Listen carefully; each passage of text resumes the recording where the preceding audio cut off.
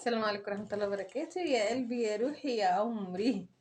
النهارده انا جايبه لكم الجرن ده عشان قلنا طريقه الشطه لفروه الراس، ازاي بتنشط الدوره الدمويه فيها، وازاي بيطلع فعلا الشعر اللي هو حتى اللي لسه صغنن بيكبر، او لو في ثعلبه او في فراغات جامده هنا بيطلع فعلا، وعن تجربه وناس كتير جربت. مش هطول عليكم الفيديو، هقول لك الطريقه بالشرح، لان حد قال لي ورينا الوصفه بعينينا يعني.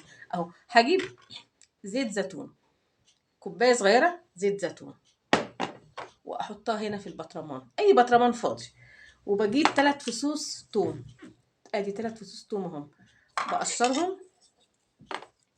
بقشرهم من القشره كده اهو. يا جماعه بصوا عشان ايه الطريقه قدامكم اهي خالص اهو. ال3 فصوص بحطهم في الجرن، ادي الجرن اهو، مع نص قرن فلفل. لو انت مش حابه بقى الفلفل فعلا يعني يعني حطي جنزبيل، خطير برضو. جنزبيل هتبقى حته كده صغيره اهي. لو انت مش حابه الحار يعني في الوصفه، او الشطه، او الحامي عموما، خلاص مفيش مشكله. لكن لو حابه والطريقه دي متجربه، حطي نص قرن الفلفل وما تحطيش الجنزبيل، كفايه نص قرن الفلفل مع 3 فصوص توم، مع نص كوبايه زيت زيتون. واحط ادق التوم هنا، هدق التوم طبعا كده، واحطه هنا مع نص قرن الفلفل.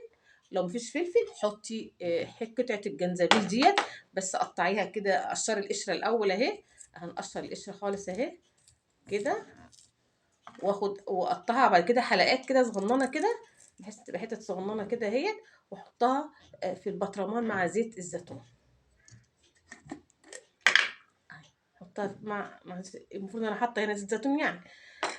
هقفل عليها بقى لمده قد ايه؟ هو اسبوع واحد، هخليها اسبوع مقفول عليها، مع الثوم مع الزيت مع الزنجبيل، او الزيت مع الثوم ومع نص قرن الفلفل. احنا قلنا نص كوبايه زيت زيتون، اسبوع وهنقفل عليها. طيب الاستعمال بقى ازاي؟ هو ده المهم بقى.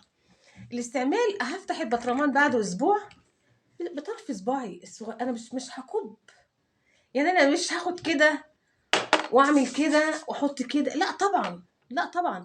ده هي هفوة حاجه يعني انا لحسه كده، وبحط في المكان اللي هي فيه الفراغات، او ايا كان الفروه كلها مفيش مشكله، وبدعك بطراطيف صوابعي اللي هم الرفيعين دول، بعمل كده تنشيط في المكان اللي هو بيبقى قدام. دايما بيبقى عندنا كلنا المكان ده بيبقى ايه، فيه فراغات. دقيقه وبسيبها.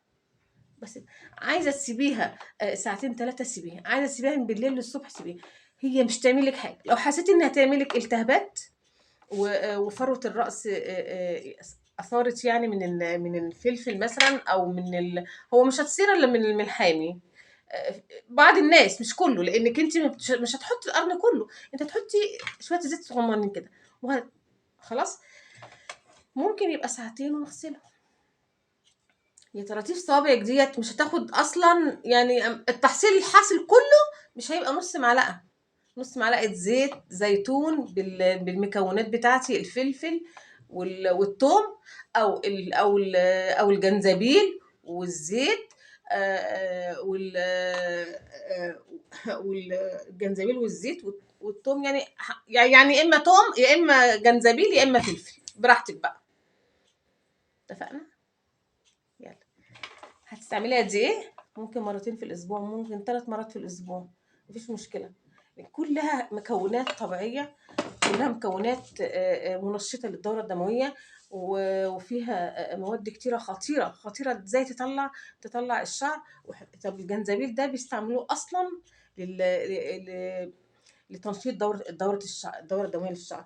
والثوم برضو نفس القصه، برضو بيستعملوه برضو لتنشيط الدوره الدمويه لفروه الراس يعني. والزيت الزيتون بقى طبعا انا مش هحكي فيه، انتوا عارفين.